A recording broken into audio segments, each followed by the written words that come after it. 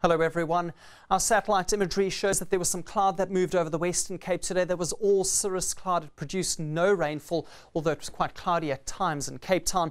While over the interior of the country, the afternoon brought thunderstorms to many areas, including parts of KwaZulu-Natal, and there were even a few small thunder showers around Gauteng and parts of the Mpumalanga Highveld. Moving ahead to tomorrow, the day could start off with a few showers over the central and eastern parts of the country.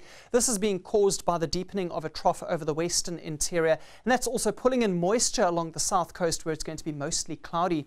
In the afternoon, thunderstorms will return to the Highveld, and it becomes especially stormy for some areas in KZN and the Eastern Cape. And for this reason, there is a watch in place for the potential that severe thunderstorms could develop over parts of these provinces, and those could produce large hail, perhaps even damaging winds. So we'll be monitoring the area very carefully. Light winds expected over the northeastern parts, but moderate along the coastline, as well as for some areas in the western interior, becoming fresh at times for Cape Town in the afternoon and evening on Wednesday.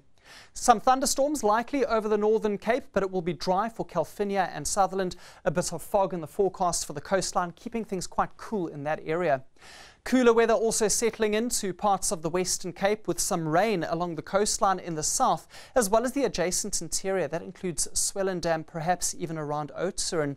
North of that, there'll be thunderstorms into the Karoo, and there'll also be thunder showers developing for many areas in the Eastern Cape, where we've already seen that some of those thunderstorms are likely to become quite strong. So do take care if you're within this area during the second half of the day.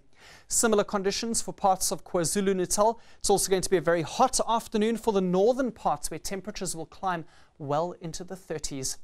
Isolated thunder showers for the Mpumalanga Highveld, but it is expected to be a very hot and dry day for both Bombela and Skukuza. Similar conditions for much of Limpopo, but there could be the odd thunder shower developing for some areas in the south and west later on in the day. Thunder showers returning to many parts of the northwest, but as we've already seen, there could also be showers at first over the province. And for the Free State, scattered thunderstorms likely to develop over the province later on. It'll be warm to hot for most parts of the province. And let's take a look at Gauteng, where we see that there'll be thunder showers. There's a 60% chance for Johannesburg, but it's still going to be a hot day with a minimum of 15 and a high of 30 degrees. Thursday brings more thunder showers all across central and eastern South Africa. Cape Town cools down even further with a high of 24. And on Friday, things will be drying up for parts of the Free State. No rain for Bloemfontein with a maximum temperature of 30.